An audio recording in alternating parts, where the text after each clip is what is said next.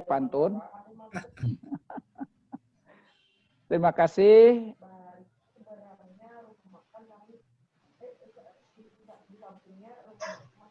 Assalamualaikum warahmatullahi wabarakatuh. Waalaikumsalam. Yang sama-sama kita hormati Bapak Ketua Koordinator Program Studi Pendidikan Bahasa Indonesia dan Sastra, Bapak dosen, ada Bapak guru ya yang ikut diundang. Ada Pak, ada. Oh, ya, yang terhormat Bapak pengelola PPL di sekolah, Bapak Ibu Dewan Guru, dosen Pamong dan koordinator, beserta para mahasiswa yang kami cintai. Kita panjatkan puji syukur kehadirat Allah atas limpahan nikmat, rahmat, hidayah, perlindungannya, sehingga kita semua pada siang hari ini kita bisa bertaaruf, ya, bertemu muka dalam kegiatan pembekalan PPL tahun 2020. Seperti yang terlihat di dalam tayangan PowerPoint yang kami tampilkan, ini adalah alamat, laman, dan email Prodi OMT PPL FKIP OLM. Atas hidayah Allah yang Maha Kuasa, ketika kami diberi amanah, diberi kesempatan, diberi kepercayaan untuk menangani OMT PPL awal tahun 2020, satu kegiatan yang kami lakukan pertama kali adalah melakukan penataan kelembagaan jauh sebelum kehadiran tamu yang tidak diundang, yaitu COVID-19, yang menyebabkan kita harus melakukan berbagai kegiatan secara virtual. Nah, alhamdulillah kami sebetulnya sudah merubah sistem pelayanan dalam rangka meningkatkan pelayanan OMT PPL. Kami sudah melakukan sosialisasi lonceng peresmian web OMT PPL itu pada tanggal 20 Maret 2020. Nah, jauh sebelum kita melakukan berbagai pertemuan secara online atau melalui daring atau dalam jaringan. Nah, ini merupakan sebuah hidayah, karunia. Kita bisa bayangkan seandainya OMT PPL sampai saat ini tidak melakukan perubahan mengikuti perkembangan dan tuntutan atau memberikan pelayanan secara langsung tatap muka, maka kita akan mengalami kendala yang cukup besar. Nah, ini saya bersyukur Allah memberikan hidayah sehingga pada tanggal 20 Maret 2020 kita sudah mendahului mempersiapkan diri bagaimana memberikan pelayanan kepada pihak-pihak yang terkait secara online. Jadi Anda, Bapak Ibu yang terkait, khususnya para mahasiswa, bisa mencatat untuk mengingat laman dan email OMT PPL FKIP OLM. Nah, jadi kita bisa melakukan berbagai kegiatan secara online. Mengawali rencana kegiatan pelaksanaan OMT PPL 2020, langkah pertama yang saya lakukan adalah saya mengadakan pertemuan, meminta penjelasan, meminta arahan, minta restu kepada Kepala Dinas Provinsi Kalimantan Selatan, Pak Yusuf. Nah, di dalam pertemuan itu, yang pertama, saya mendapatkan penjelasan dari Kepala Dinas Provinsi Kalimantan Selatan. Yang pertama, beliau mengatakan sampai saat ini belum ada penunjuk dari Pak Menteri terkait dengan kegiatan sekolah sehubungan dengan pandemi COVID-19. Tetapi dari kementerian mengatakan bahwa masa pandemi COVID-19 belum bisa diprediksi kapan berakhir. Oleh karena itu diminta kepada sekolah untuk mempersiapkan diri melaksanakan pembelajaran mulai tahun ajaran Agustus 2020 secara daring. Nah, ini yang disampaikan oleh Kepala Dinas. Jadi Kepala Dinas saya ulangi, mengatakan bahwa pada masa pandemi COVID-19, kegiatan pembelajaran di sekolah tidak ada stagnasi. Kegiatan pembelajaran akan tetap berjalan. Awal bulan Agustus, semua sekolah harus sudah melaksanakan kegiatan pembelajaran di sekolah dengan sistem daring. Nah, itu yang pertama. Oleh karena itu, beliau menyampaikan kepada saya, yang pertama mendukung kegiatan FKIPULM untuk melaksanakan PPL di sekolah melalui sistem daring. Nah, itu yang pertama. Yang kedua, beliau meminta... Kamunya gemet berarti uangnya dasarnya. Nah, ini mahasiswa perlu ngerti bagaimana cara menggunakan sistem daring ya. Jadi moodnya itu jangan dihidupkan kecuali ada kepentingan untuk bicara. Jadi yang kedua, Kepala Dinas Provinsi Kalimantan Selatan menyampaikan kegiatan mahasiswa yang akan melakukan PPL di sekolah bukan hanya membantu sekolah dalam rangka melaksanakan kegiatan pembelajaran secara daring, tetapi juga diharapkan mahasiswa dapat memberikan pengetahuan dan keterampilan kepada guru-guru yang belum memiliki pemahaman atau belum familiar melaksanakan pembelajaran dengan sistem daring. Nah, dengan demikian, ini catatan yang pertama yang perlu disadari oleh mahasiswa. Jadi Anda tidak hanya dituntut untuk bisa melaksanakan proses pembelajaran secara daring, tapi bagaimana mampu memberikan pengetahuan dan keterampilan kepada guru yang belum memiliki pengetahuan dan keterampilan yang mumpuni dalam melaksanakan pembelajaran secara daring. Itu yang kedua. Yang ketiga, Kepala Dinas menyampaikan untuk meminta nanti daftar nama-nama sekolah yang bekerja sama dengan fakultas yang melaksanakan pembelajaran daring melalui PPL. Bahkan beliau menanya ada jumlah mahasiswa. Saya sampaikan waktu itu mahasiswa yang akan kami terjunkan ke sekolah kurang lebih 1.300 orang. Dan beliau menyambut sangat gembira karena ini sangat mendukung terhadap pelaksanaan pembelajaran daring di sekolah. Hanya saja beliau menyampaikan perlu, nah ini juga catatan bagi para mahasiswa yang akan melaksanakan pembelajaran daring di sekolah, perlu pelaksanaan pembelajaran daring itu dipahami, dipertimbangkan situasi dan kondisi daerah.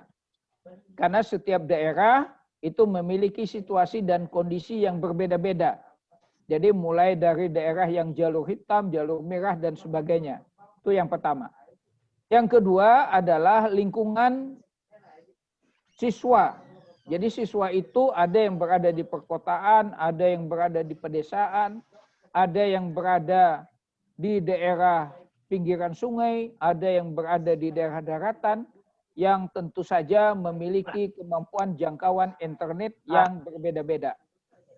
Nah, kemudian yang ketiga, beliau meminta perlu disadari bahwa kemampuan ekonomi peserta didik itu tidak merata. Ada yang kelas ekonomi di atas, ada kelas ekonomi menengah, dan bahkan ada kelas ekonomi di bawah. Nah, oleh karena itu, sarana dan prasarana siswa di dalam kemampuan untuk mengikuti pembelajaran secara daring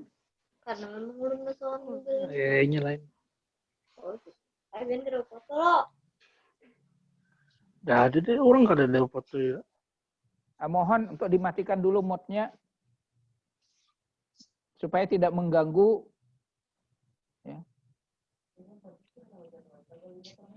Jadi kemampuan siswa itu berbeda-beda. Ada siswa yang tidak memiliki komputer, ada siswa yang tidak memiliki handphone yang bisa mengakses kegiatan pembelajaran secara daring.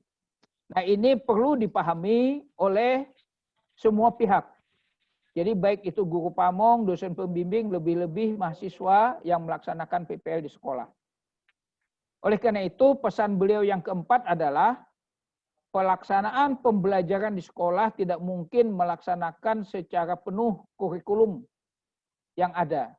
Seumpamanya tidak mungkin ketika melaksanakan pembelajaran daring, melakukan tatap mukanya sebanyak 2 kali 45 menit seumpamanya.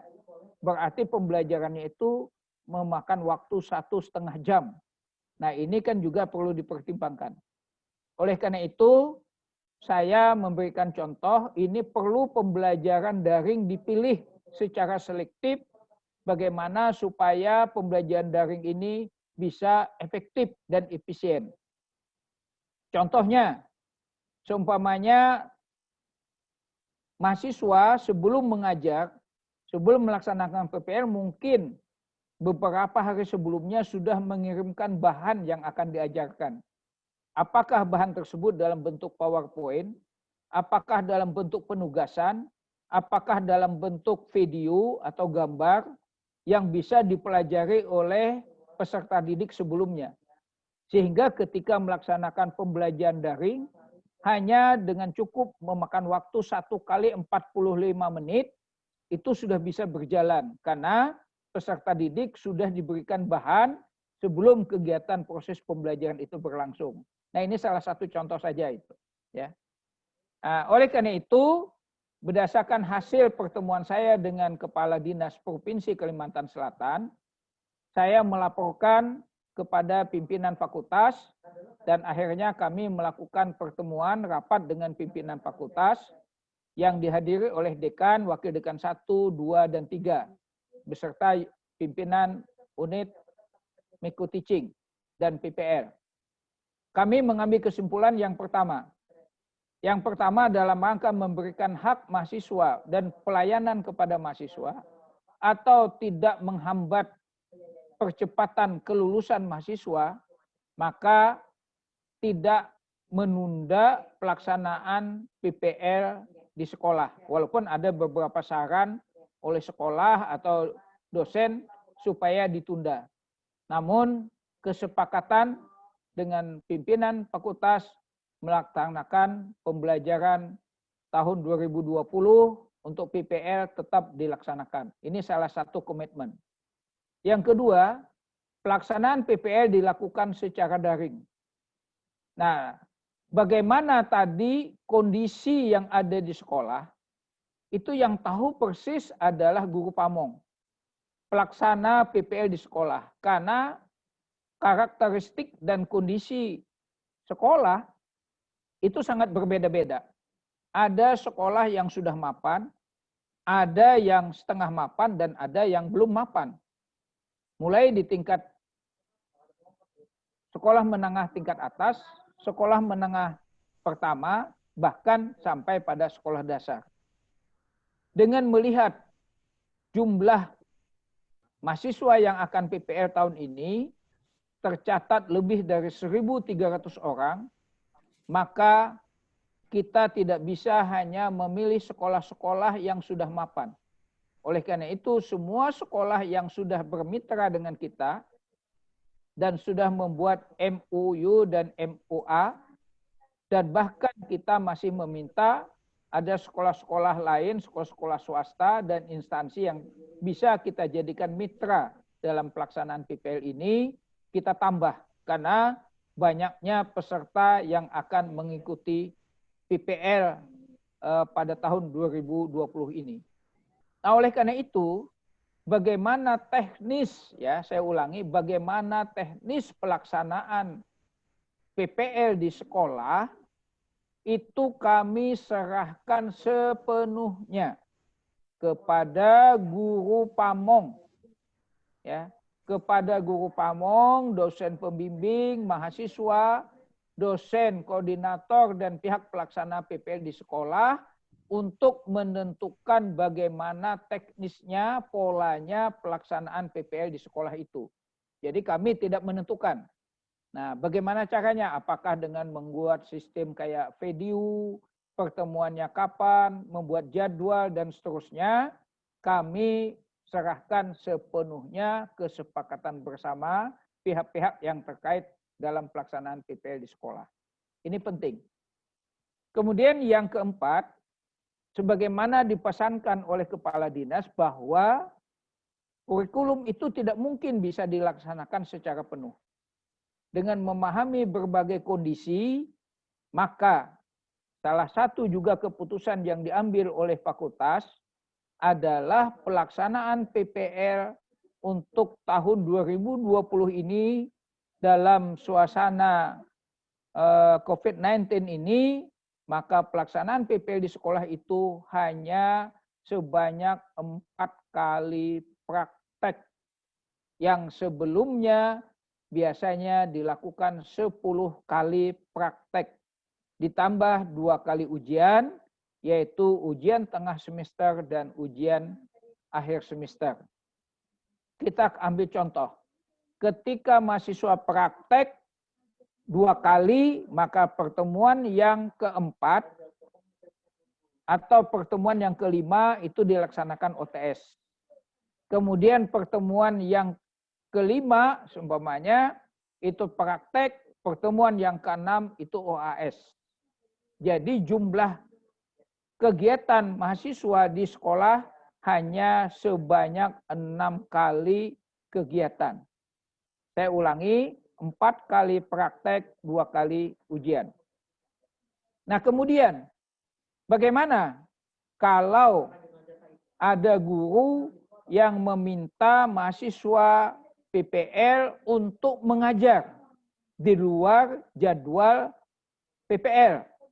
Nah, biasanya pengalaman kita ketika mahasiswa melaksanakan PPL di sekolah, itu pertemuan wajibnya 10 kali, tapi tidak mustahil ketika guru pamongnya rapat, berhalangan hadir, sakit, dan sebagainya, biasanya meminta mahasiswa untuk masuk menggantikan guru pamong mengajar di kelas.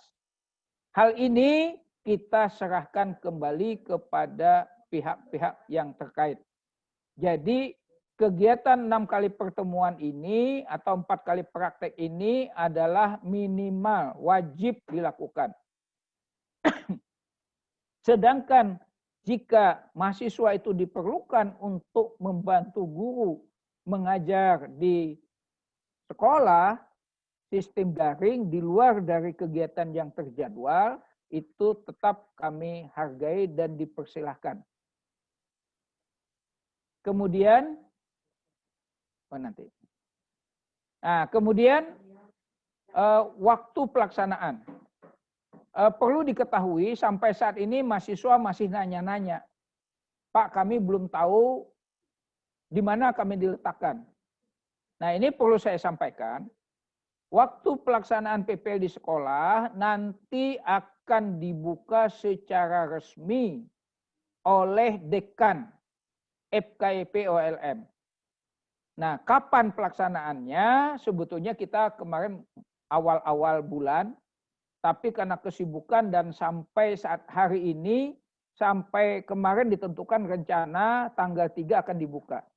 Tapi saya baru dapat telepon dari Wakil Dekan 1, untuk membuka secara resmi kegiatan PPL tahun 2020 dimundur menjadi tanggal 4 September, berarti hari Jumat. Nah ini sekaligus kami mengundang para mahasiswa, Bapak, Ibu, guru pamong, dosen pembimbing, dan koordinator, serta pelaksana PPL di sekolah, khususnya kepada para mahasiswa, untuk bisa ikut bergabung pada tanggal 4 September, pengumuman undangan akan menyusul yang insya Allah akan dilaksanakan tanggal 4 September pada jam 10. Nanti linknya akan diumumkan kemudian. Jadi kami mengundang untuk bisa ikut dalam kegiatan pembukaan itu. Nah karena pembukaan itu tanggal 4 hari Jumat, kemudian hari Sabtu dan Minggu libur, maka pada tanggal 7 September itu mahasiswa PPL sudah bisa. Nah, kegiatan PPL ini berakhir 30 Oktober 2020. Jadi kalau kita lihat, bulan September itu ada 3 minggu, dan bulan Oktober itu tersedia 4 minggu. Jadi jumlahnya ada 7 minggu. Jadi dengan pertemuan hanya 6 kali, berarti kalau 1 minggu 1 kali mahasiswa melaksanakan pembelajaran di sekolah, masih ada sisa waktu 1 minggu. Nah, ini perlu kami sampaikan. Jadi sekali lagi. Nah, kemudian saya tanyakan kepada pihak pimpinan, walaupun pertemuan ini hanya 6 kali, tetapi untuk dosen, pembimbing, dan guru pamong, ini tetap dihitung secara finansialnya sebanyak 12 kali pertemuan.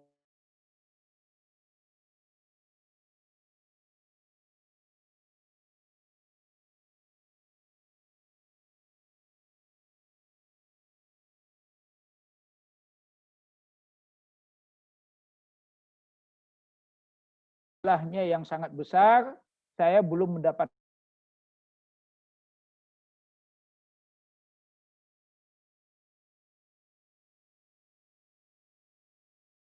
Jadi mahasiswa nanti kalau dapat ya bersyukur, kalau tidak jangan kecewa, karena saya masih berjuang untuk mendapatkan bantuan pengganti pulsa itu ya. Saya kira ini. Jadi kegiatan pembelajaran kita mulai 7 September sampai 31. Lalu masih ada yang nanya, Pak, kenapa sampai saat ini kami belum mendapatkan daftar? Sebetulnya Om TPPL itu sudah membuat daftar, nama sekolah, guru pamong, dosen pembimbing, mahasiswa praktek, ya, tempat sekolahnya di mana, kemudian siapa dosen koordinator, kita sudah punya. Dan hari ini akan diumumkan.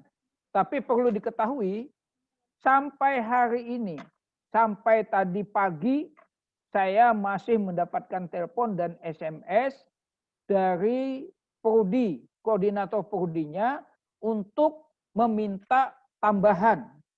Jadi berturut-turut 3 hari ini, ada beberapa Prodi yang masih meminta tambahan. Nah, dan ini masih kami coba bisa atau tidak.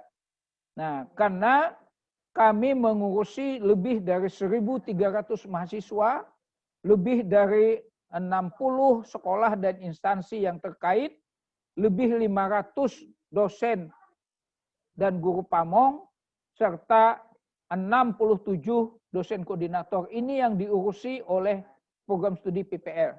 Jadi bisa bayangkan kalau ada prodi-prodi yang masih memaksakan untuk memasukkan nama mahasiswa, dan itu bisa dibayangkan tertib administrasi kami menjadi terganggu. Nah, oleh karena itu saya masih mempertimbangkan, masih belum rapat lagi ini dengan staf pelaksana, karena masih ada prodi yang minta ini sampai pagi tadi dengan berbagai macam alasan itu. Nah, ini tolong dimaklumi. Jadi kapan mahasiswa bisa mulai ke sekolah? Saya tegaskan lagi, mulai tanggal 7 September. Jadi mahasiswa itu nanti secara resmi dibuka oleh dekan dulu. Jadi kalau ada yang sudah ke sekolah, ini berarti kumpul kebo ya Pak Ketua Prodi. Belum dinikahkan ini, belum dinikahkan. Nanti nikahnya itu tanggal 4 September. Nah, setelah itu baru bisa kumpul. Jadi setelah resmi dibuka, baru mahasiswa yang bersangkutan bisa ke sekolah. Dan nanti akan dikoordinir oleh dosen koordinator. Nah, jadi mahasiswa ini akan didampingi guru pamong, dan guru pamong ini yang paling mengerti. Guru pamong ini yang paling tahu persis tentang kondisi, karakteristik, keadaan sarana prasarana sekolah, dan kemampuan peserta didik di sekolah masing-masing. Oleh karena itu, langkah pertama adalah mahasiswa harus berkomunikasi dengan guru pamong untuk menentukan jadwal kegiatan PPL, menentukan materi PPL, menentukan lama waktu PPL, menentukan model dan karakter PPL, ya, bagaimana memilih metode model pembelajaran daring yang tepat, itu kami serahkan sepenuhnya konsultasi dengan guru pamong. Berdasarkan pengalaman, ketika mahasiswa mengembangkan materi, ya ini tolong mahasiswa yang PPL, ketika mengembangkan materi pembelajaran, nah di sini keterlibatan dosen pembimbing sangat penting. Selama ini dosen pembimbing ketika mahasiswa menyusun RPP, itu memang dosen pembimbing tidak ikut campur.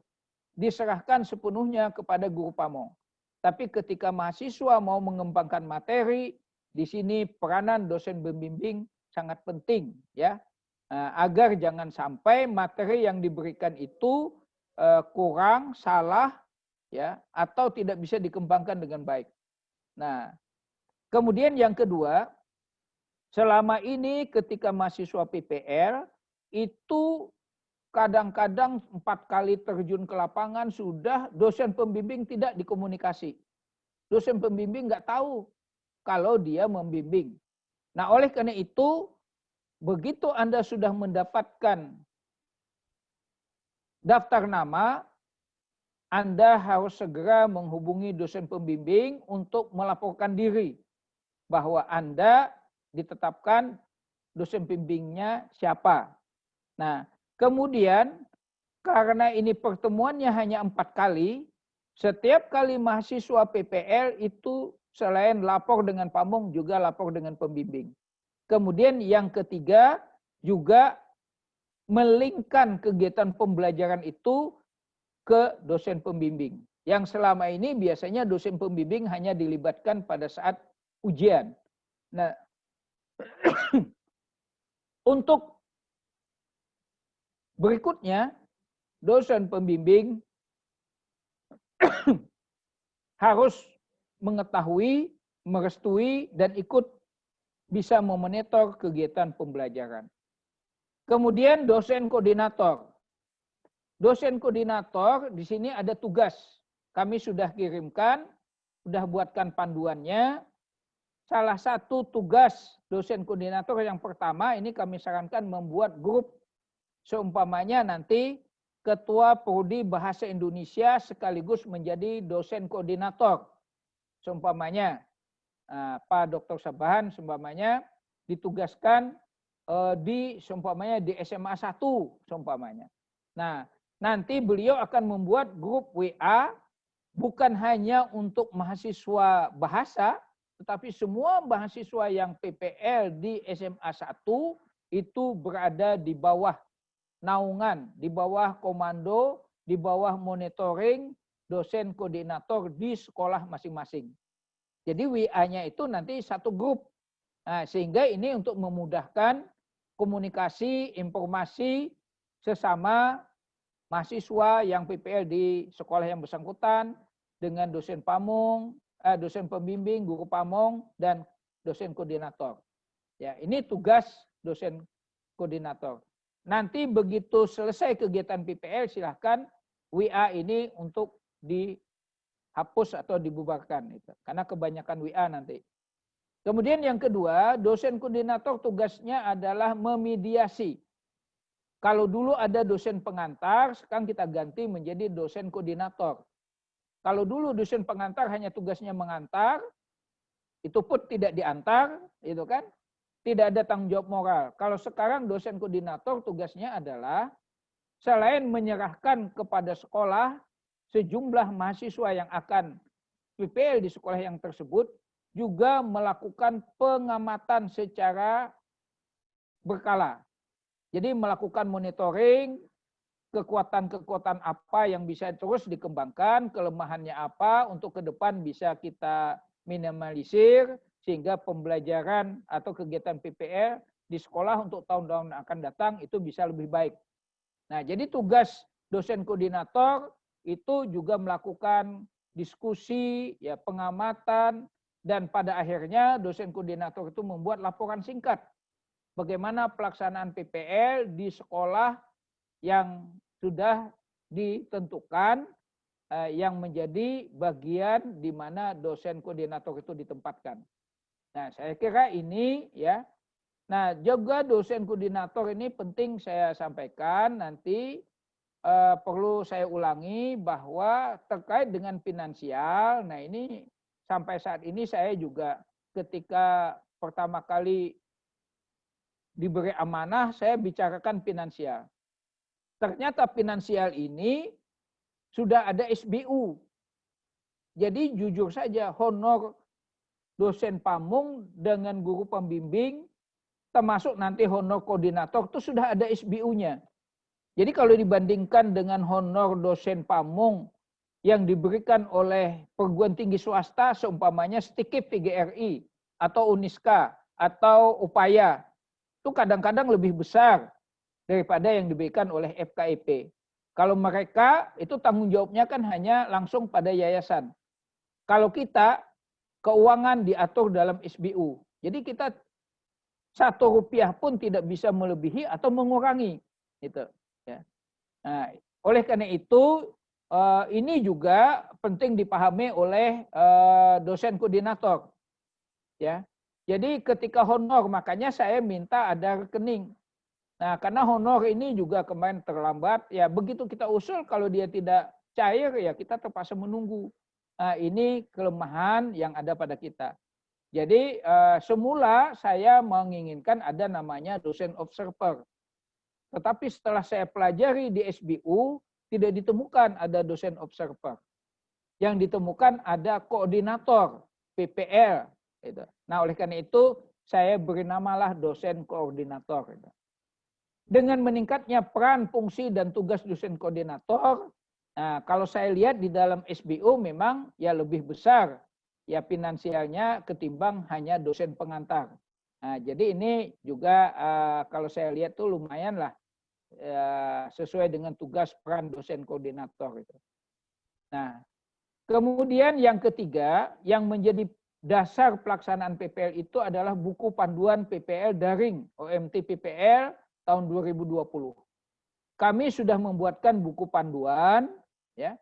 Nah, ini bisa dilihat nanti dan bisa ditanyakan ke staf pelaksana OMT PPL di Micro Teaching. Yang pertama yang penting dipahami mahasiswa adalah alur kegiatan PPL daring. Jadi mulai mendaftar sampai nanti pada penyerahan nilai, sampai pada evaluasi. Di dalam buku panduan itu sudah ada. Kita sediakan, tinggal dibaca, dipahami, kemudian untuk bisa dilaksanakan. Ya. Nah, kemudian yang kedua, yang paling penting juga adalah dipahami adalah komponen penilaian. Karena penilaian tahun 2020 kami sedikit rubah, kemudian penilaian untuk daring juga tentu berbeda dengan penilaian yang biasa yang kita lakukan secara tatap muka langsung. Kami membuat sesimpel mungkin, simple banget ya untuk penilaian ini. Nah, kalau pada waktu pembelajaran tatap muka kan ada pengelolaan kelas dan sebagainya, tapi kalau dalam daring ini kita sesuaikan. Nah, oleh karena itu komponen penilaian ini juga perlu diperhatikan mahasiswa.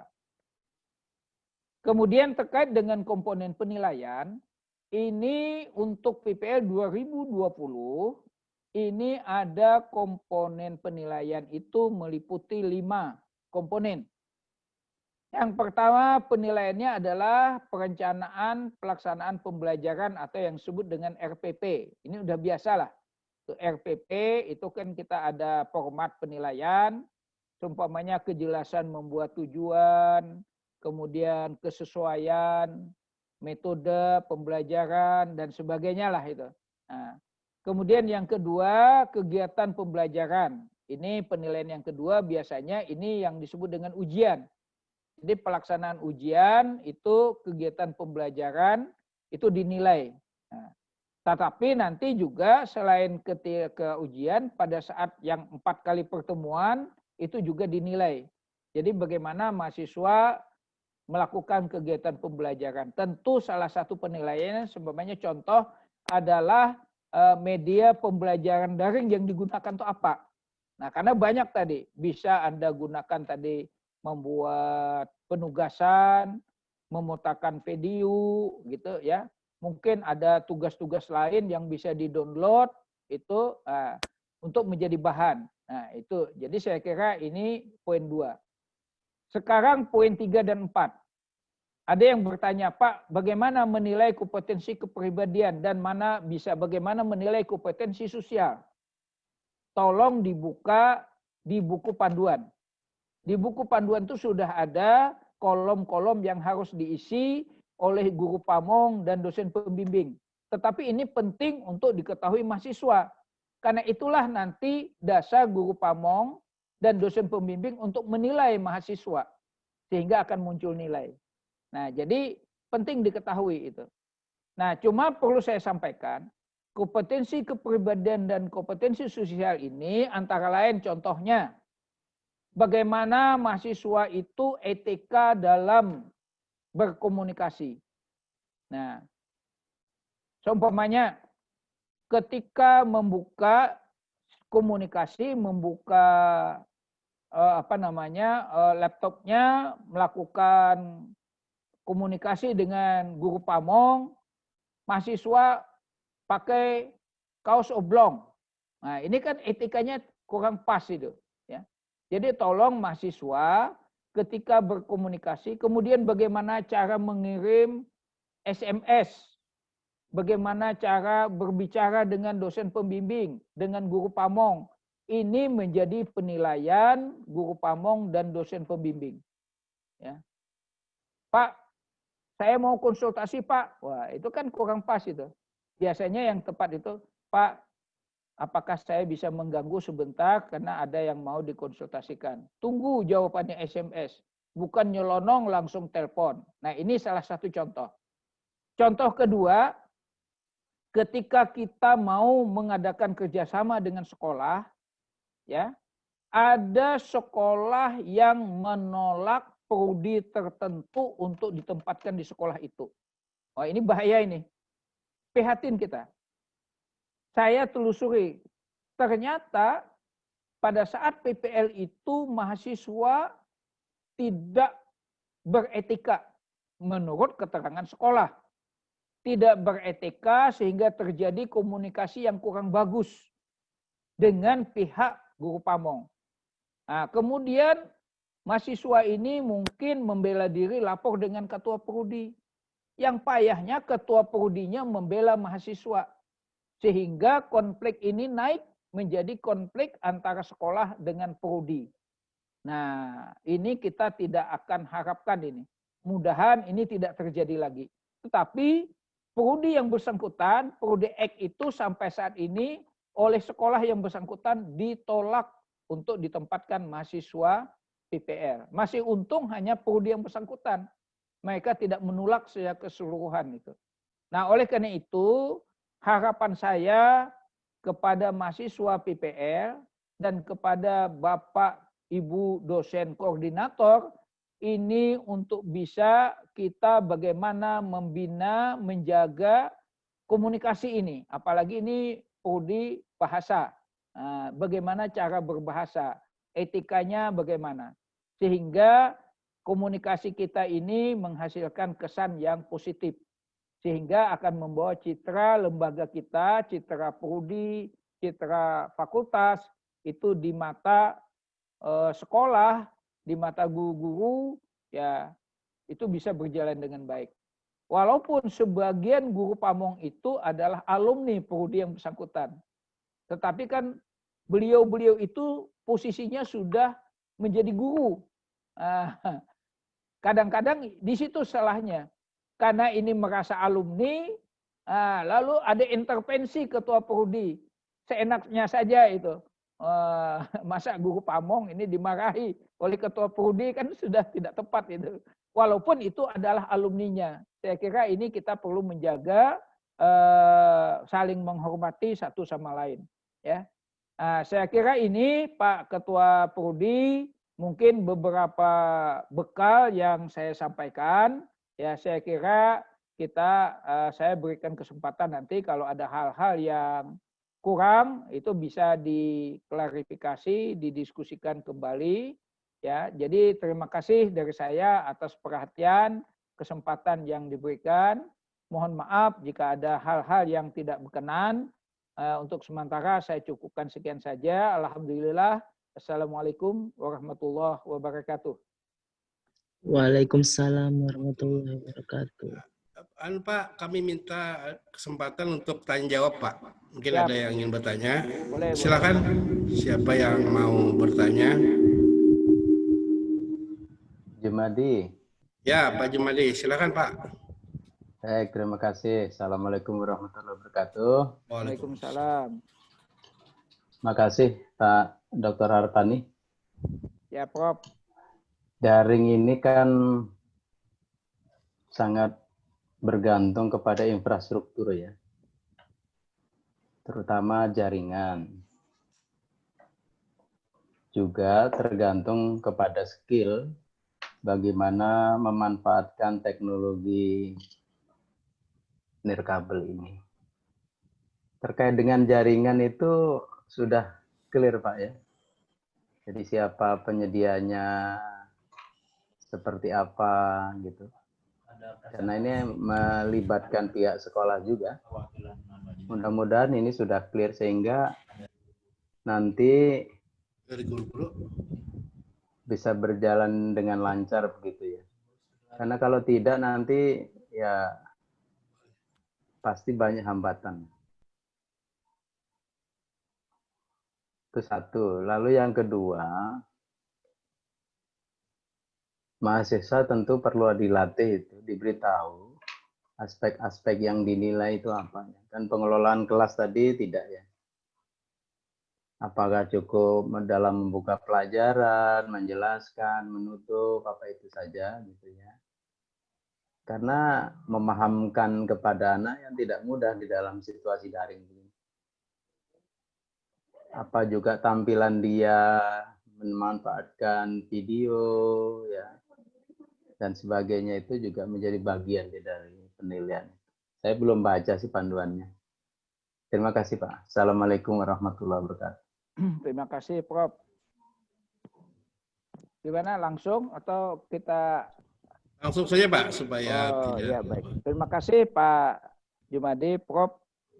Yang pertama apa yang Bapak sampaikan betul. Jadi karena daring ini tadi sudah disampaikan juga oleh Kepala Dinas, pasti banyak kendala. Jadi sarana dan prasarana itu, yang kedua tadi memang skill. Nah, skill itu baik itu mahasiswa maupun peserta didik. Selama ini orang tua banyak yang ngeluh, terutama yang SD. Pagi-pagi sudah mendampingi anaknya mengikuti pembelajaran daring. Jadi yang daring itu bukan peserta didik, tapi orang tua. Jadi belum nyuci, belum menyiapkan sarapan, belum ada yang mau ngantor. Gitu. Sehingga yang daring itu anaknya, bahkan yang SMP juga. Gitu. Nah ini perlu dipahami oleh mahasiswa itu. Oleh karena itu saya kira bagaimana kita menentukan waktu juga ini menjadi masalah. Jadi bahkan ada yang mengatakan bukan pembelajaran daring, tapi tugas daring. Tugas daring. Jadi ini yang terjadi ini. Jadi sekolah itu SMP, SD bukan pembelajaran, tapi tugas yang numpuk. Yang mengerjakan orang tuanya. Nah, ini kan bukan pembelajaran. Kalau pembelajaran itu ada materi yang disampaikan oleh guru, kemudian baru setelah itu ada tugas. Nah, tugas bukan harus dikerjakan dalam waktu itu. Nah, makanya tadi saya sampaikan sumbernya mahasiswa, kalau saya ketika mengajar PAT, saya sebelum masuk ke PAT, sumbernya PAT-nya hari Kamis, saya Senin sudah kirim. Anda cari bahan ini, tugas, dikerjakan, nanti ketika pertemuan hari Kamis, itu membahas tugas. Jadi itu pembelajaran yang terjadi selama ini di SD dan SMP itu tugas. Tidak dibahas oleh guru, yang mengerjakan tugasnya adalah orang tuanya. Nah itu. Nah satu, jadi mohon diperhatikan. Kemudian yang kedua tadi ya, jadi skill dan sarana prasarana penting. Kemudian yang dipertanyakan tentang jaringan ini siapa yang ngatur? Nah ini ya. Tadi sudah saya sampaikan dan sudah mendapatkan jawaban pasti untuk mengganti uang pulsa itu dihitung 3 bulan. Nah, saya sudah bicara juga dengan Pak Rektor, nah, tetapi di dalam SBU, nah ini Prof juga lebih tahu karena mantan Rektor 2, ini dalam SBU itu ada ketentuan untuk mengganti tentang uang pulsa ini. Jadi kita tetap terikat pada ketentuan yang diberikan oleh kementerian. Nah, tapi sudah disepakati Prof, kalau untuk guru pamong dan dosen itu ada penggantian. Nah, kalau tidak salah dengar-dengar hasil nguping itu sebulannya 150. Jadi kalau 3 bulan berarti 450. Nah, pertemuannya 6 kali tapi dibayarnya sama seperti biasa 12 kali. Karena itu sudah masuk dalam anggaran OMT PPL yang sudah kami buat. Insya Allah gitu ya. Insya Allah gitu. Kami hanya sebagai pelaksana, yang menentukan itu kan adalah unsur pimpinan. Jadi itu, kemudian bagaimana tentang format penilaian, tadi sudah saya sampaikan bahwa format penilaian itu ada di dalam buku panduan. Jadi dosen, pembimbing, dan guru pamong tinggal mengisi. Seumpamanya dia menggunakan media pembelajaran online secara tepat, menarik, gitu kan. Ada komponen-komponen penilaian yang sudah disiapkan, tinggal mengisi kolom, gitu kan. Nanti kolomnya itu ya kurang baik seperti biasalah gitu, sampai sangat baik gitu. Nah, saya kira itu mengenai penilaiannya Prof ya. Jadi Sedikit Pak Arfani. Oke, silakan Prof. Maksud saya begini ya. Jadi nanti pembelajaran itu kan harus melalui sebuah sarana tertentu. Misalnya kan Zoom ya. Jadi misalnya jangan pakai Google Meet.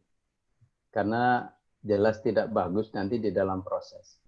Oleh karena itu kalau Zoom, siapa itu yang punya Zoom-nya itu? Ya. Gitu. Apakah tiap prodi diberi wewenang untuk memberi Zoom kepada masing-masing mahasiswa di prodi itu? Zoom-nya Zoom yang mana ya? Yang premium kan begitu. Ya. Sebab kalau tidak masing-masing pulsa itu bukan persoalan pulsa ya. Ini persoalan jaringan. Oleh karena itu ini memang betul-betul harus dipikirkan. Nanti yang terjadi tidak enak itu dilihat pembelajarannya kalau infrastrukturnya ini tidak diperhatikan dengan baik. Kalau diserahkan Zoom dosen masing-masing, mahasiswa masing-masing, nanti Zoom yang 15 menit terputus kan tidak enak. Ya. Makasih Pak. Makasih. Ya, jadi sebetulnya ini perlu pembicaraan lagi ya, saran Pak Prof. Jumadi. Memang kita sudah fakultas kemarin membeli lagi ya, seperti hari ini ya. Sebetulnya saya tidak tahu persis itu ya, unit IT yang dikomandani oleh Pak Hidayah itu kita sudah menambah lagi. Jadi artinya ini memang disediakan oleh fakultas. Cuman persoalannya itu kan mahasiswa PPL ini ada yang tinggal di Muara Teweh, ada yang tinggal di Pulang Pisau, ada yang tinggal di Loksado.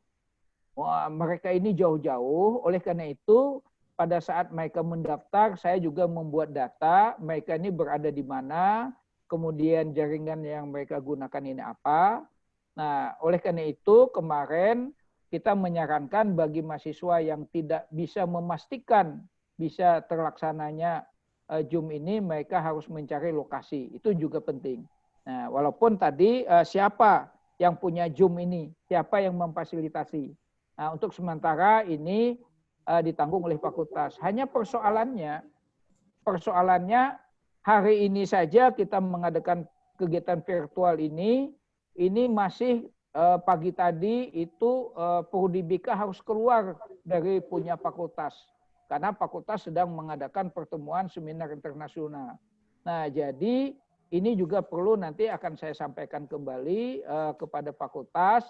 Ini kita harus menyediakan Zoom ini apakah perlu ada khusus untuk mahasiswa PPL gitu, supaya tidak campur aduk dengan berbagai kegiatan sehingga terjadi tarik-menarik dan ini mengganggu. Saya kira usul Prof ini penting ya, nanti akan saya tindak lanjuti untuk dibicarakan secara khusus kepada unsur pimpinan fakultas. Terima kasih Prof. Ya, mungkin dari perwakilan sekolah ya, karena ini juga pertama di sekolah, mungkin ada yang ingin tambahkan saran atau tanggapan ya. Bapak-bapak, ibu-ibu guru, silakan. Pak Dokter, saya Bu Mila SMA 7.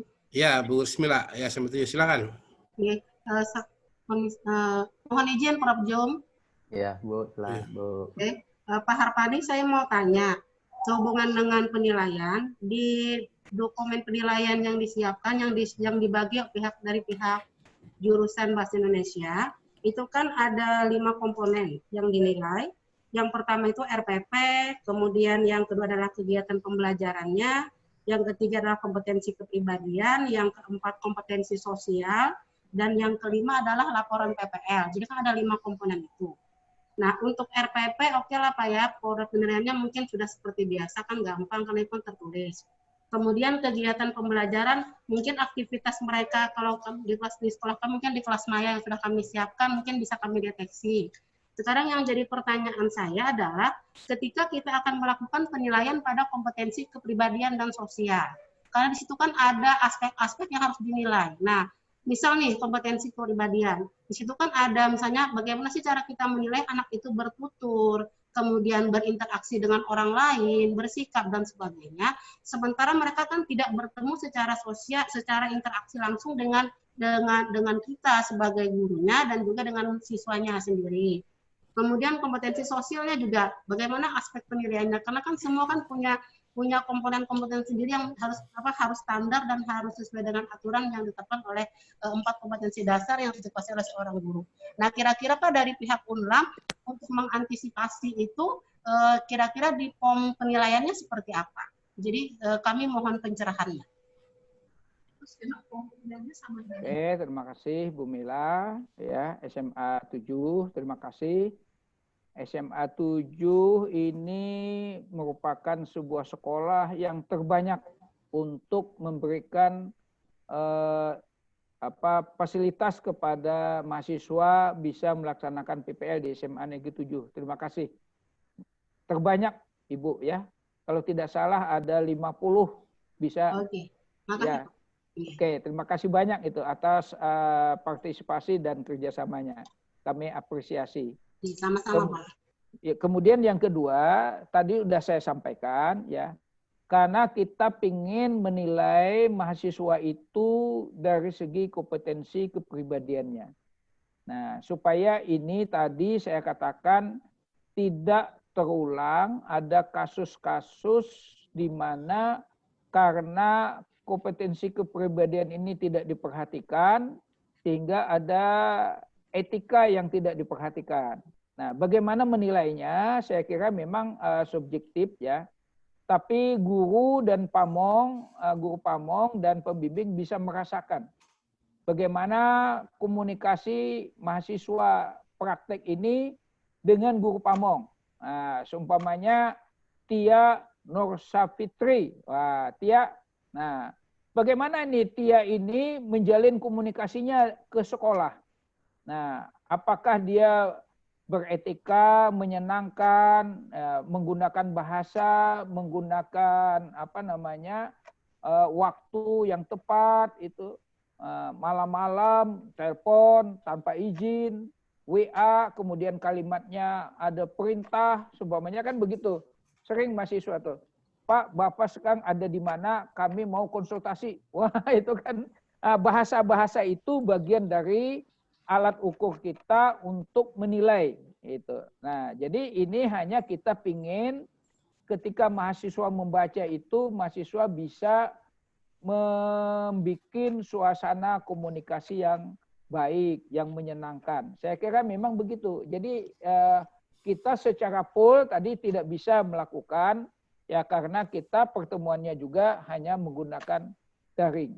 Nah, oleh karena itu seperti contoh tadi, pagi tadi mahasiswa mau mengikuti pertemuan virtual, ini dosennya udah pakai baju sasirangan, Nah, kata Pak Sarbeni, saya pagi-pagi udah nyetrika baju sasirangan ini untuk pakai baju menghadapi pertemuan secara virtual.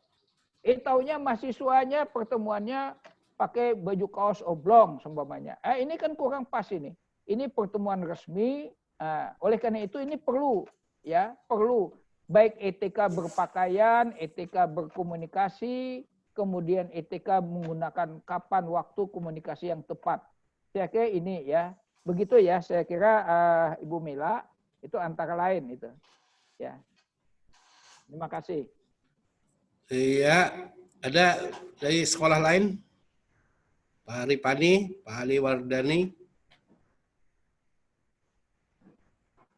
Bu Pariani, Bu Muhrita Dewi, Bu Nur Hayati, Bu Endang. Ada lagi? Ya? Masih banyak waktu kita untuk berbincang-bincang supaya nanti tidak ketinggalan atau tidak terjawab. Jadi kalau sudah di sini, meskipun nanti bisa kita lewat WA untuk tanya jawab. Di sini masih bisa untuk disampaikan. Mahasiswa, bagaimana? Saya Pak Halimatus. Iya, Halimatus Sadiah. Silakan. Baik, terima kasih. Terima kasih atas waktunya Pak. Nah, di sini mohon izin bertanya berkenaan tentang misal nih Pak, ada kebijakan nih. Dan sekolah tersebut sudah melakukan survei di sekolah-sekolah. Surveinya itu adalah di mana tidak semua sekolah bisa melakukan pembelajaran tatap muka misal melalui daring di Zoom atau Meet. Tetapi ternyata sekolah tersebut secara berkala menyajikan suatu materi atau tugas misal di grup WhatsApp seperti itu. Apakah kami dari mahasiswa PPL penilaiannya itu seperti apa Pak? Apakah bisa dianggap 4 kali pertemuan itu dari proses pembelajaran seperti itu? Karena memang ada beberapa sekolah yang tidak secara rutin melakukan pembelajaran tatap muka melalui Zoom dan Meet seperti itu. Dan di situ saya terpikir seperti apa yang disampaikan oleh Ibu Rusmila, bagaimana cara kita menilai kegiatan pembelajaran, kepribadian sosial, karena pada saat penyampaian materi, menyampaikan tugas pun kita tidak melakukan tatap muka seperti itu. Hanya mengirimkan tugas, hanya memberikan respon terhadap peserta didik, seperti itu Pak. Karena kita kan menyesuaikan nih pastinya Pak, hasil dari survei pihak sekolah yang memang tidak memungkinkan melakukan proses pembelajaran via Zoom dan Meet itu tadi Pak. Mohon izin Bapak koordinasinya dari... Oke, terima kasih Halimatus Sadiah. Ya. Yang pertama, sebelum kita melakukan kegiatan PPL ini, pertama tadi saya sampaikan kita mendapatkan restu, mendapatkan izin dari dinas. Ya. Kemudian yang kedua, kita mengirimkan formulir ke sekolah-sekolah yang bersangkutan. Kita menanyakan, pertama menanyakan tentang kesediaan.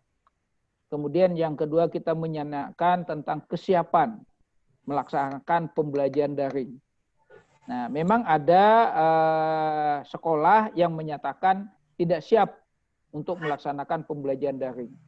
Nah, bagi yang tidak siap, mereka kita tidak gunakan. Nah, terutama ada beberapa sekolah dasar dan SMP.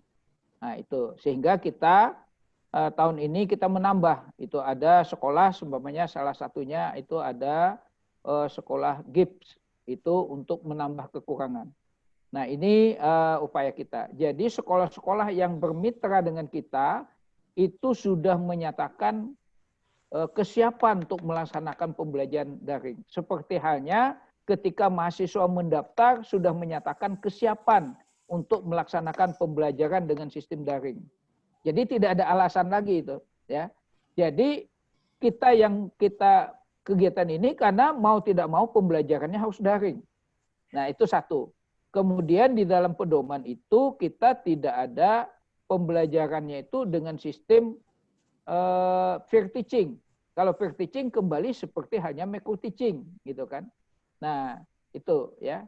Oleh karena itu, ini yang menjadi penilaian, makanya di situ salah satu poin itu ada penilaian. Apa yang digunakan mahasiswa ketika melakukan pembelajaran dengan sistem daring itu. Nah, itu ya. Saya kira tadi banyak hal yang bisa kita lakukan. Nah, seumpamanya tadi kita mengirimkan video. Nah, video kan tidak perlu dia secara daring. Kita kirim, dia buka. Mahasiswa tiap hari buka YouTube di HP, itu kan. Nah, dia bisa buka video itu di HP. Tidak melalui pada saat tatap muka. Nah, kemudian mengirimkan PowerPoint. Nah, jadi ketika tatap muka itu tinggal melaksanakan proses. Nah, saya kira ini ya. Disitulah nanti bagaimana kemampuan mahasiswa untuk merancang.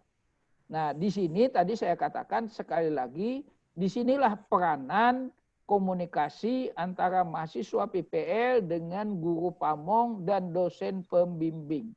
Ya kayak itu, PPL tidak ikut menentukan ya sistem yang bagaimana. Nah, ya yang tahu tadi adalah sekolah. Nah, jadi pembelajaran kita harus dilakukan, harus dengan sistem daring. Itu sesuatu yang tidak bisa kita pungkiri. Nah, tetapi bagaimana pelaksanaannya? Inilah peranan guru pamong dan dosen pembimbing bisa mengarahkan dan bagaimana solusi yang akan dicari. Jadi kita tidak boleh menyerah dengan keadaan. Nah, karena ini sesuatu yang harus itu. Itulah sebabnya ketika kita mau melaksanakan PPL ini kita sudah mempertimbangkan berbagai kemungkinan. Tapi tadi kalau ini tidak kita laksanakan semester ini, kita tunda semester depan, berarti tahun 2021 akhir. Nah, ini akan menunda kegiatan mahasiswa, kelulusan mahasiswa, pertimbangan itulah sehingga dalam keadaan yang serba keterbatasan ini kita tetap melaksanakan pembelajaran, melaksanakan PPL, tapi dengan sistem daring. Dan mengajar itu adalah seni. Jadi tidak ada rumus yang pasti. Tapi bagaimana mampu mahasiswa, dosen merancang pembelajaran itu secara tepat. Yang penting bagaimana mahasiswa menyampaikan materi, nah itu adalah mengajar. Tapi biasanya setelah materi berakhir, guru menanamkan nilai sikap-sikap positif yang harus dilakukan mahasiswa setelah pembelajaran berakhir. Ini peranan sebagai pendidik.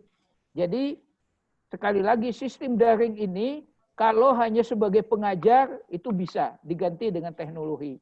Tapi kalau sebagai pendidik ini kehadiran guru di hadapan siswa ini tidak bisa tergantikan. Nah, bagaimana memadukan ini? Itulah peranan guru yang profesional. Guru itu adalah seni. Nah, begitu. Jadi nggak ada pembelajaran khusus. Nah, itu ya. Jadi Halimatus Sa'diyah, Anda tidak bisa menyerah. Anda harus konsultasi dengan dosen pembimbing dan guru pamong. Semua sekolah yang kita jadikan mitra sudah menyatakan siap melakukan pembelajaran dengan sistem daring. Dengan catatan walaupun dengan segala keterbatasan. Demikian, terima kasih. Ya, berikutnya silakan Pak Sainul ya, sudah memberikan pesan. Silakan Pak Sainul. Silakan Halimatus dulu Pak diselesaikan. Oh, Halimatus ya. Ya. Baik, mohon izin Pak. Berarti berdasarkan apa yang saya tangkap, berarti akan ada penyesuaian ya Pak, di mana 4 kali praktek ini tidak harus melakukan tatap muka, interaksi secara langsung, meskipun secara daring. Tetapi pada saat kita misal menyajikan suatu materi, memberikan tugas, itu sudah dianggap praktek seperti itu Pak. Berarti untuk penilaian dari bagaimana ujian dan lain sebagainya akan ada penyesuaian di masa daring ini ya Pak. Dan sebenarnya akan ada baiknya menurut saya Pak, kita di sini bisa mengkritisi sama-sama akan penyesuaian seperti apa yang terjadi antara penilaian praktek dan ujian di sini Pak. Tetapi bila memang perlu ada koordinir dengan atasan atau menyesuaikan keadaan sepertinya, mungkin akan ada informasi menyusul Pak, penyesuaian seperti apa yang akan dihadapi oleh mahasiswa PPL di tengah pandemi COVID-19 ini Pak. Seperti itu, terima kasih Pak atas segala informasinya. Jadi sekali lagi, tugas bukan pembelajaran daring, bukan pelaksanaan PPL, ya. Jadi memang tetap diperlukan adanya tatap muka secara daring. Jadi tidak bisa hanya dikirimkan tugas, lalu dijawab tugas, itu sekali lagi tidak yang dimasukkan pelaksanaan PPL. Ya, ini praktek, kita melakukan praktek mengajar dengan sistem daring. Kalau hanya mengirim tugas itu bukan praktek mengajar. Tugas tok. Nah, kalau tugas tok kan bisa saja itu 6 kali pertemuan dikirimkan tugas pekerjaan rumah selesai. Nah, saya kira ini bukan itu yang dikehendaki dalam sistem pembelajaran daring ini, ya. Ya, oleh karena itu tadi saya katakan bagaimana kiatnya. Nah, ini PPL tidak menentukan. Karena yang tahu persis kondisi sekolah, karakter sekolah itu adalah guru pamong. Ya, saya kira itu. Jadi tidak ada yang dikehendaki hanya dengan ngirim tugas udah selesai kegiatan praktek. Namanya saja praktek. Jadi Anda mempraktekkan bagaimana mengajar dengan sistem daring. Nah itu ya, saya kira itu. Jadi ada model pembelajaran yang diberikan gitu. Ya, saya kira begitu yang dikehendaki. Ya. Ya, sudah cukup ya. Mungkin Pak Zainul bisa bertanya atau juga menambahkan. Silakan Pak Zainul. Alimatus ada pertanyaan lagi. Saya permisi dulu Alimatus ya, saya tanya dulu. Ya, dalam bayangan saya Pak Arpandi, mengajar luring atau daring itu sama saja.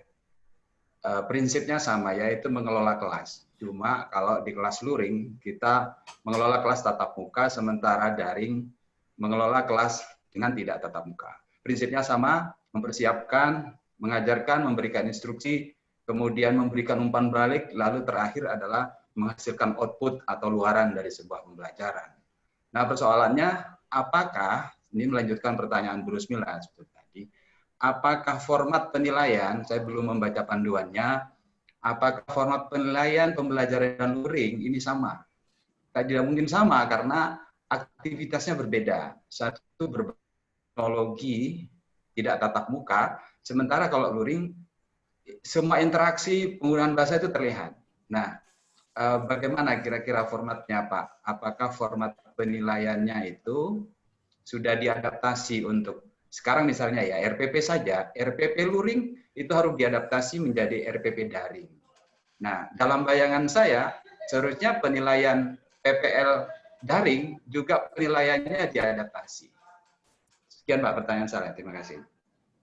Terima kasih Pak Zainul. Jadi sementara jawaban saya adalah format penilaiannya sudah kita rancang sesuai dengan buku panduan.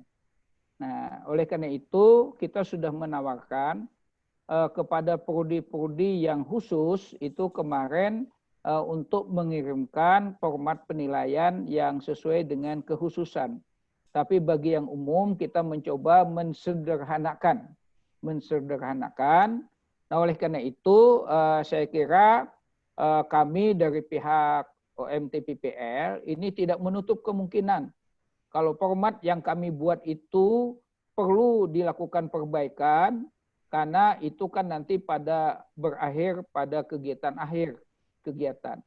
Nah, oleh karena itu kita minta kepada semua pihak yang terkait, apakah sekolah atau guru pembimbing, guru pamong, dosen pembimbing, untuk dibaca dulu buku panduan itu. Nah, jika ada yang kurang, itu perlu ditambahkan, atau ada yang tidak cocok, itu perlu direvisi. Saya kira itu yang penting. Jadi saya tidak bisa menjelaskan secara mendetail, karena itu kami sudah lakukan secara khusus pertemuan, ya walaupun dalam jumlah yang terbatas hanya 2 orang, ya ketua dengan wakil ketua, kami mencoba menyempurnakan, merevisi kegiatan ini. Ya, jadi semula buku panduan itu kan bersifat umum.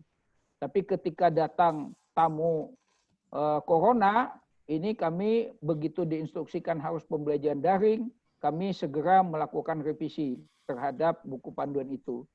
Nah, jadi menurut hemat kami, ya buku panduan itu sudah kami revisi. Apakah revisi itu menurut hemat Bapak Ibu, ya dosen pembimbing, guru pamong atau ketua prodi masih perlu direvisi? Ya kami dengan senang hati terbuka.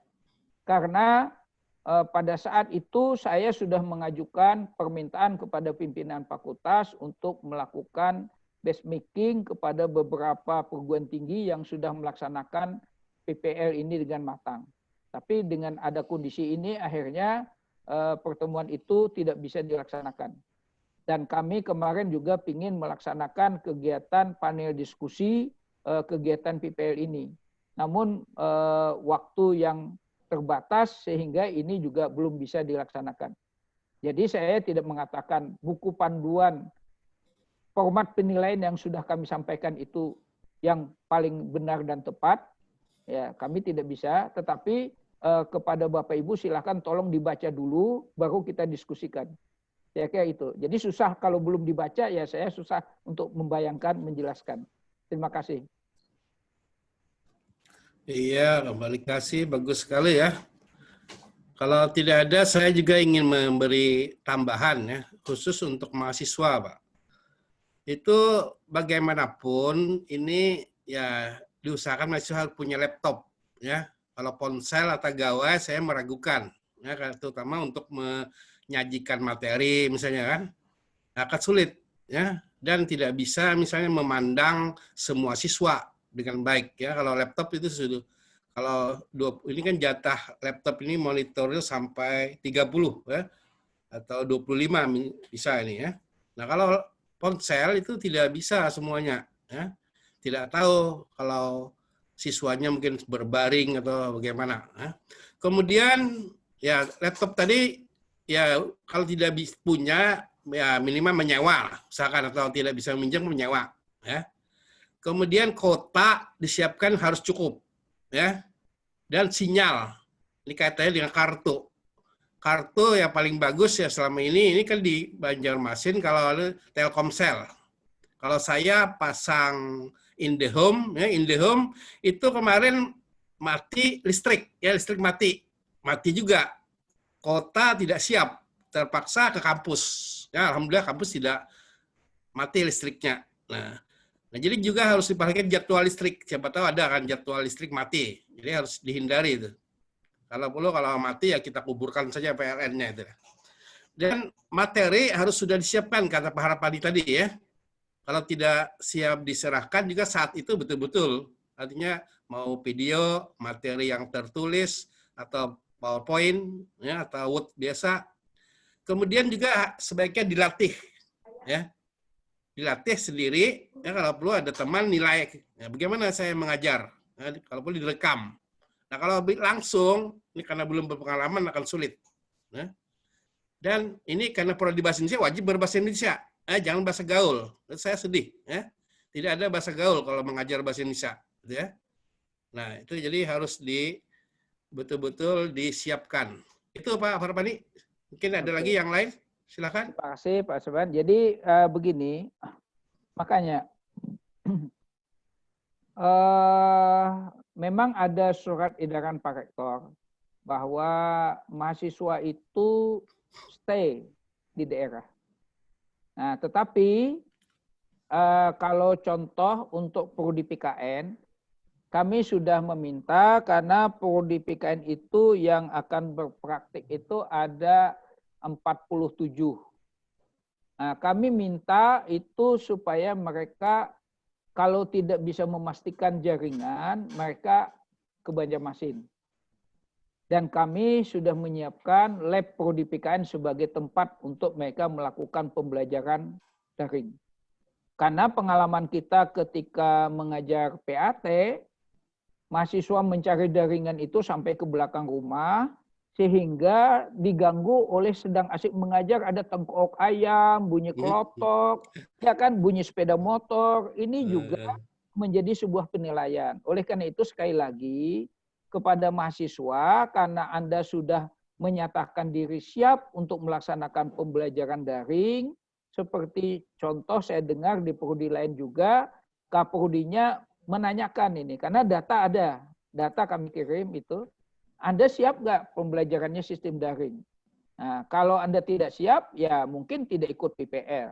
Kalau mau ikut PPL, kalau tidak ikut konsekuensinya Anda PPL-nya 2021. Nah, kalau mau ikut PPL harus pastikan bahwa Anda bisa laksanakan ini. Nah, itu ya. Jadi salah satunya. Oleh karena itu sekali lagi mau tidak mau tadi kita harus berkorban ya. Tadi seperti apa yang disampaikan Bapak betul, kita latih bagaimana kita ini kan mahasiswa kadang-kadang waktu virtual saja masih tidak paham gitu ya. Jadi ketika sedang mengikuti PAT, moodnya saja tidak dimatikan. Ini kan hal-hal teknis yang sebetulnya hal kecil. Tapi ketika mamanya marah-marah soal ikan di bawah kucing, itu masuk ke dalam kegiatan pemberian. Ini pengalaman kita ini. Mamanya marah-marah, kenapa kamu ulun aja hendak mengikuti PAT?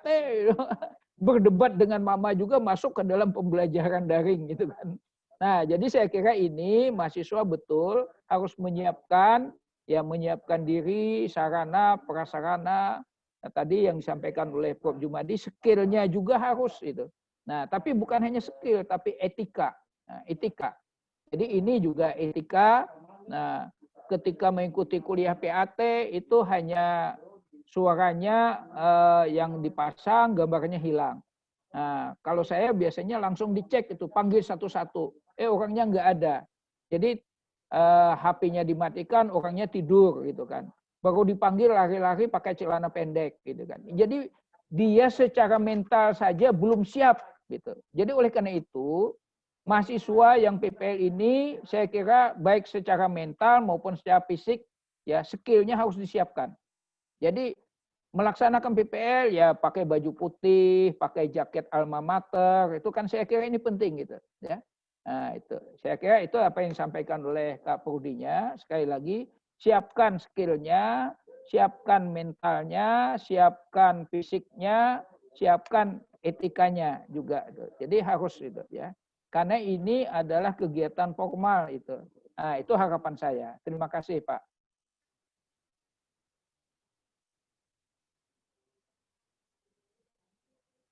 Silakan, Pak Saban.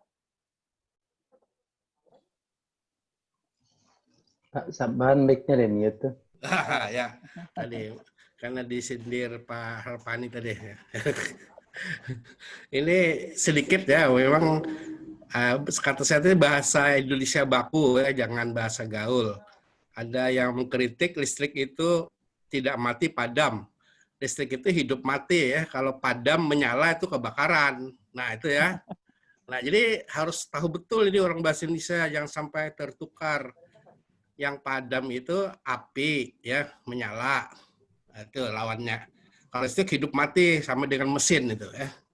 Nah, jadi kalau listrik menyala kebakaran. Nah, itu konslet ya. Sedikit itu ya. Jadi jangan sampai nanti memberitahu siswa bagaimana listrik. Wah, itu. Listrik tidak menyala, tidak padam. Nah, itu yang mungkin ada yang lain lagi dari mahasiswa. Ini saran-saran Pak Sabat sedikit ya. Iya, ya. Saya itu ya masih agak gamang gitu ya. Oleh karena itu termasuk jadwal Pak Saban, jadwal sekolah dengan mahasiswa itu nanti harus betul-betul clear itu ya. Peralihan antara mahasiswa satu dengan yang lain, dan itu kan perlu waktu ya. Itu juga betul-betul harus diperhatikan ini. Dan saran saya, mahasiswa kita dikumpulkan Pak Saban. Dikumpulkan sebelum melakukan PPL ya. Kalau perlu format penilaian itu ditunjukkan kepada mereka. Jadi skill apa yang harus dipunyai gitu kan pada waktu mengajar itu, sehingga itu menjadi bagian yang harus dilatih. Ya, itu karena ini baru ya, ini barulah. Oleh karena itu memang nanti pembelajarannya harus sinkronus menurut saya, supaya kita juga bisa menyaksikan seperti yang dikatakan Pak Sainul tadi, ya tetaplah ada membuka pelajaran, memberi persepsi, ya skill-skill itu tetap harus ada. Ya, menjelaskan, menutup pelajaran, melakukan refleksi, semua itu harus ada. Tapi mungkin bentuknya memang tidak seperti terurai seperti yang di dalam seperti alami lah. Tapi skill-skill itu kan yang dituntut. Jadi menjawab sekaligus si Halimatus tadi ya, pembelajarannya bukan hanya tugas menugas gitu ya. Kalau pakai WA gini-gini itu komunikasi yang tambahan. Tetapi skill di dalam pembelajaran itu tetap harus muncul. Dan itu dilatih anak-anak kita. Diberitahu lah itu ya. Ini ujian skripsi aja sering kita bermasalah, nunggu berjam-jam, hilang dia kemana, dia orang terlempar ya kan. Nah kalau ini mengajar nanti akan sangat terganggu ya. Oleh karena itu mudah-mudahanlah ini lancar ya. Dikumpulkan nanti Pak Saban. Ya, insya Allah sesudah ini Pak kita adakan juga secara daring ya, karena mahasiswa ini juga banyak yang di luar daerah. Ya, mungkin paling 5% paling di Banjarmasin ya. Jadi yang di Banjarmasin seperti ujian skripsi ada Pak, yang ke kampus sehingga dia bisa jaringan yang bagus.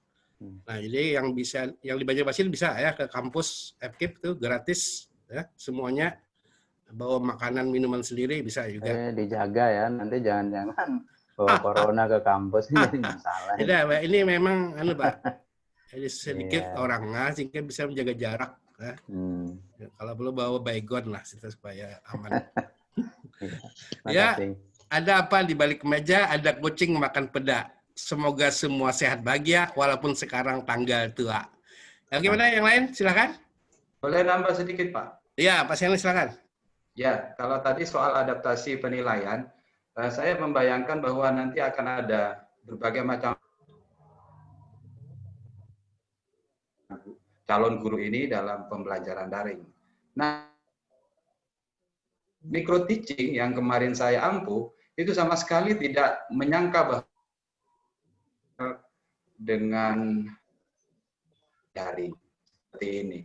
Jadi wajar kalau mungkin skill tidak sempat menjaga mahasiswa PBSI dalam hal kemampuan mengelola pembelajaran daring. Saya kira pandemi akan cepat berlalu secara luring, gitu ya. Tapi ternyata PPL harus dilakukan secara daring dan ada gap antara micro teaching yang sudah disajikan dengan kenyataan yang harus dihadapi. Ya, harapan Pak Jum itu boleh diwujudkan oleh Prodi ya. Mungkin dalam waktu yang ada ini yang tersisa kira-kira bagaimana cara mengelola atau mungkin nanti apa kira-kira platform yang akan mereka temukan saat pembelajaran daring. Ada yang mungkin belum paham dengan psikologi, ada LMS Moodle, ada Google Classroom, ada WA. Yang paling sederhana itu kan WA. Jadi platform-platform ini kan punya kelemahan dan kelebihan. Nah, kalau kita menjadi dosen pembimbing mahasiswa PPL, kalau misalnya grup pembelajaran daringnya dikelola dengan WA, maka kita sebetulnya bisa memantau proses pengelolaan kelas daringnya itu melalui itu. Karena sejak awal mereka masuk dalam pembelajaran daring, kita sudah berada di dalam LMS itu.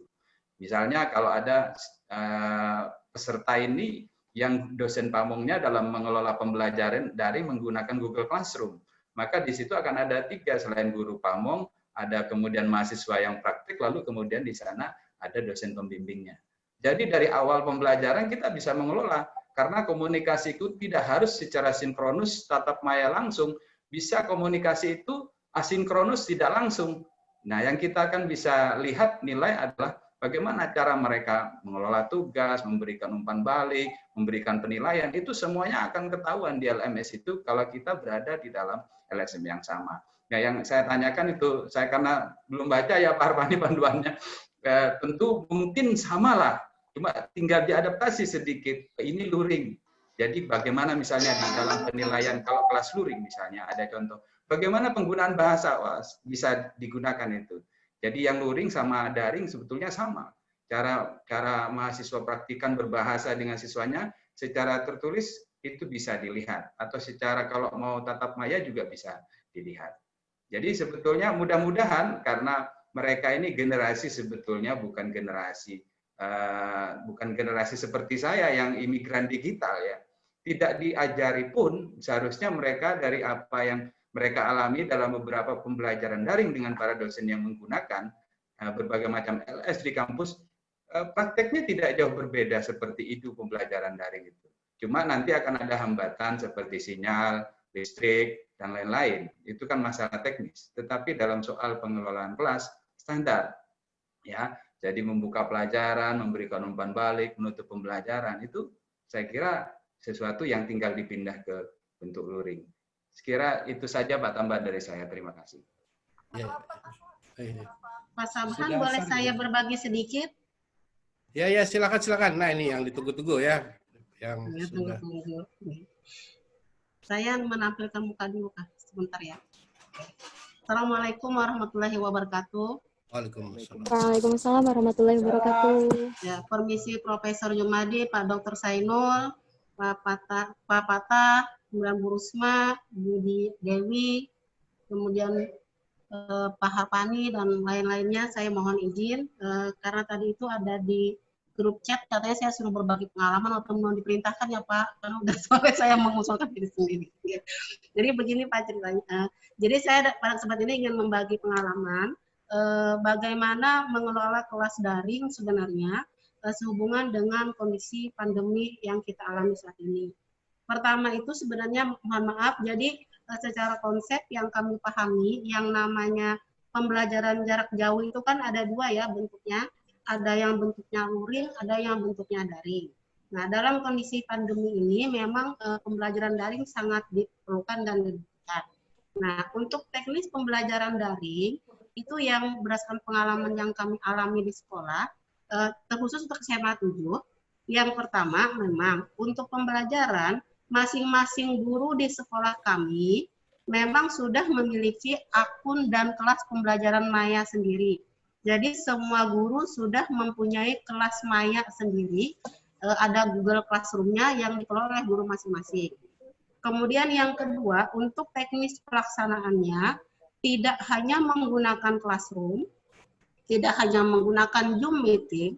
Kenapa tidak menggunakan Zoom meeting terus-terusan? Pertama, pertimbangannya adalah jika kita menggunakan Zoom atau Google Meet terus-terusan, itu akan memberatkan siswa. Jadi, Zoom meeting digunakan pada awal pembelajaran saja, artinya kan untuk mengenal siapa siswa, atau ketika kita akan melakukan review secara menyeluruh untuk KD setiap kompetensi dasar yang kita selesaikan pada minggu tersebut. Boleh sekali seminggu atau mungkin 2 minggu sekali untuk membantu meringankan kuota siswa.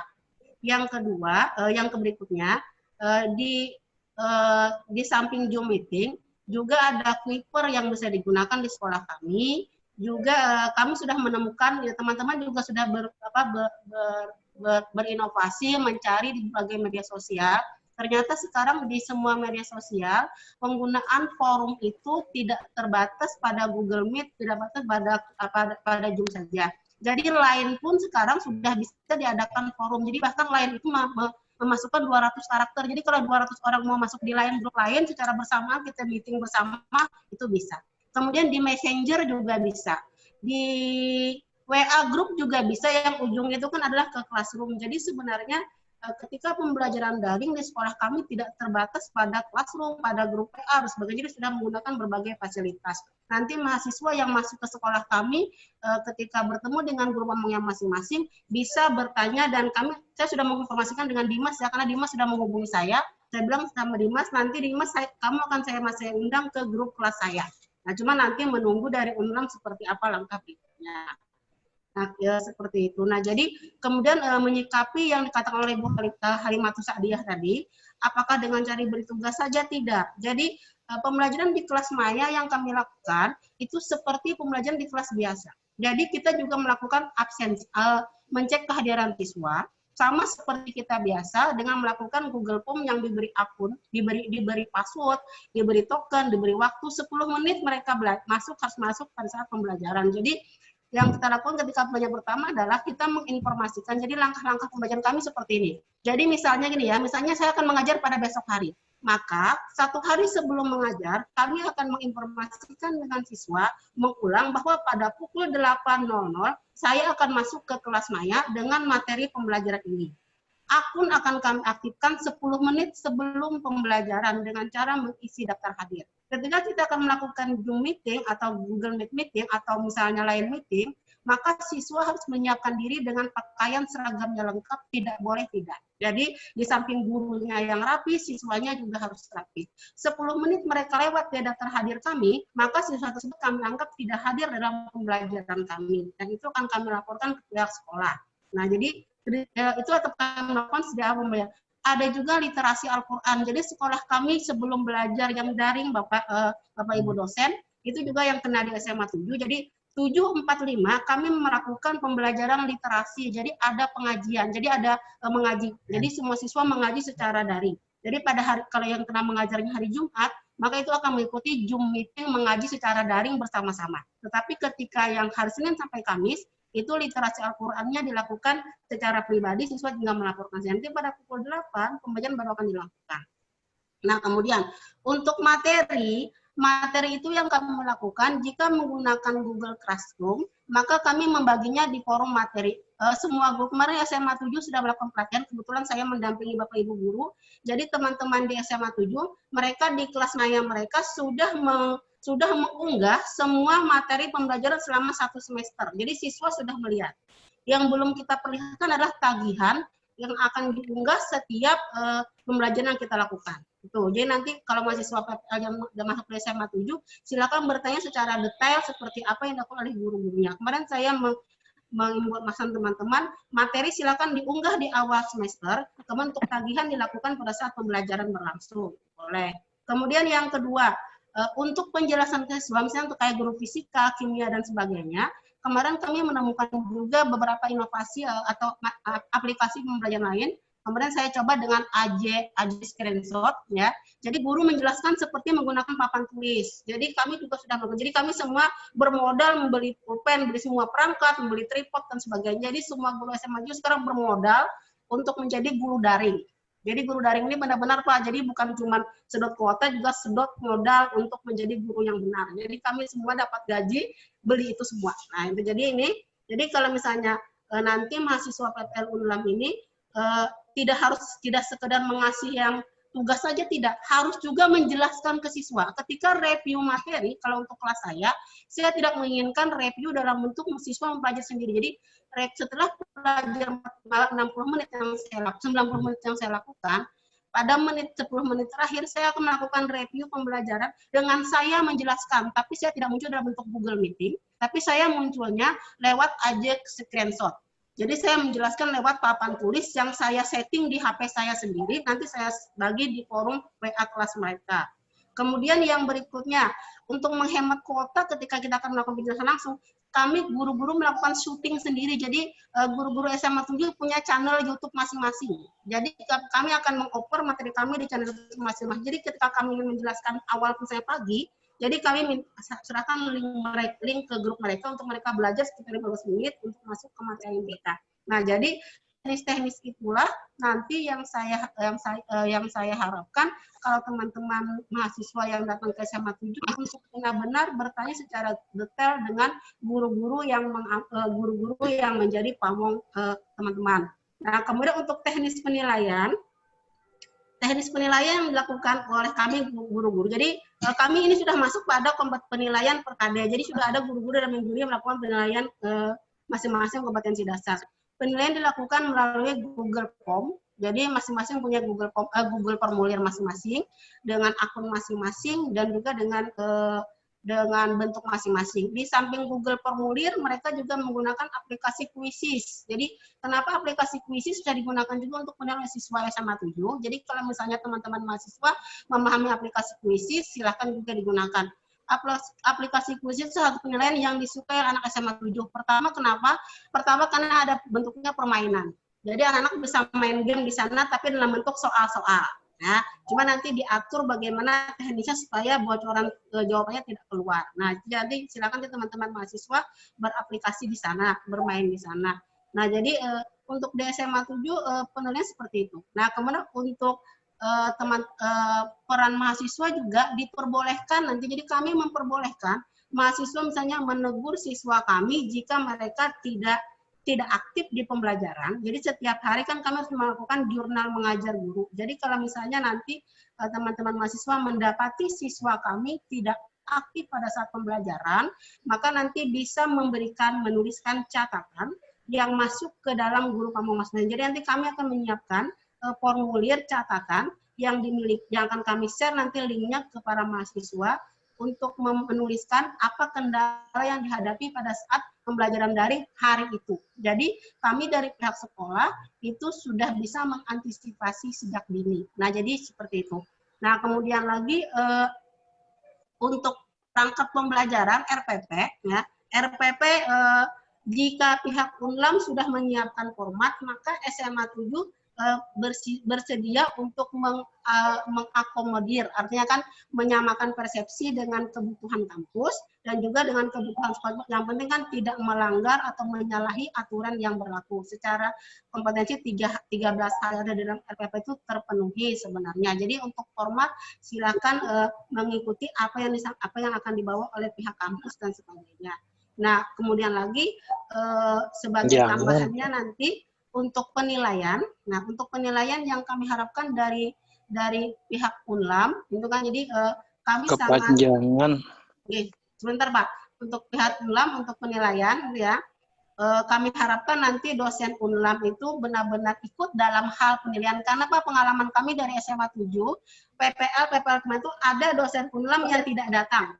Nah, jadi akhirnya kan kami di sini Pak semua bertanya, apakah kami sendiri yang menilai ataukah mungkin ada keterlibatan kampusnya. Jadi mudah-mudahan dengan sistem daring ini ada kerjasama dari kedua belah pihak. Demikian Pak, terima kasih. Assalamualaikum warahmatullahi wabarakatuh. Maaf Pak, terlalu panjang. Alhamdulillah luar biasa ya, lengkap, Pak, tidak terlalu panjang juga, cukup gitu Pak. Ya, terima kasih karena serencana sebetulnya kami juga mengundang Ibu sebagai pemateri tapi karena waktu yang tidak mencukupi maka itu sudah luar biasa ya. Nah, jadi tinggal kita 10 menit ya menunggu asar ya. Mungkin ada mahasiswa nih yang perlu lagi. Jadi masih ada waktu sedikit ya. Dan nanti insya Allah kita khusus untuk mahasiswa dan dosen prodi kita bertemu lewat daring. Pak Harpani bagaimana? Ya, terima kasih. Ya. Ya, jadi berbahagialah mahasiswa kalau ditempatkan di SMA Negeri 7. Karena sudah dilengkapi dengan sarana prasarana, kemampuan dosennya, kemudian insya Allah siswanya pun juga mereka sudah familiar dengan sistem daring. Nah, itulah yang kami sampaikan, bahwa kondisi dan karakter sekolah itu sangat bervariasi. Jadi ada sekolah yang sudah mapan, tapi satu sisi ada sekolah-sekolah yang belum sebetulnya mapan. Ada yang setengah mapan dalam melaksanakan pembelajaran daring ini. Nah, oleh karena itulah kami menyerahkan sepenuhnya bagaimana teknis pelaksanaan PPL di sekolah masing-masing itu akan dirembukan bersama-sama dengan guru pamong. Tadi saya sudah katakan guru pamong itu tahu persis gitu.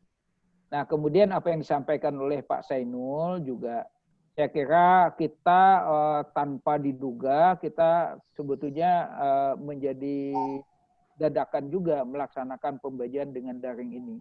Memang kita bisa melakukan pembelajaran ini dengan sistem LS juga. Itu seperti yang kita lakukan beberapa kegiatan ketika kita mengikuti penyegaran untuk menjadi instruktur. Memang kita tidak mesti dengan daring, tapi pakai LS. Tapi ini memerlukan perangkat yang cukup ditata dengan baik, itu saya kira. Nah, kita mudah-mudahan nanti suatu saat ke depan hikmah kita dengan adanya virus corona ini, yang pertama saya katakan semula tidak semua dosen, tidak semua guru itu bisa menggunakan pembelajaran secara online. Walaupun pembelajaran online ini oleh perguruan tinggi udah digagas dari sejak lama.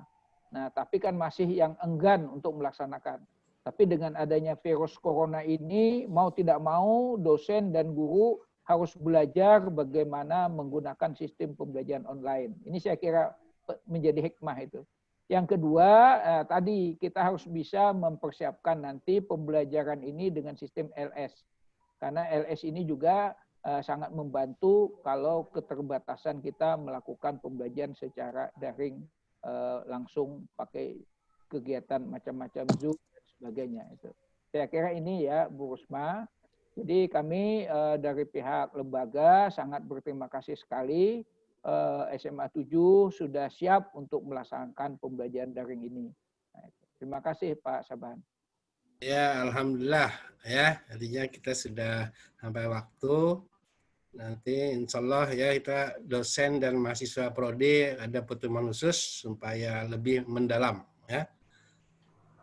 Mari kita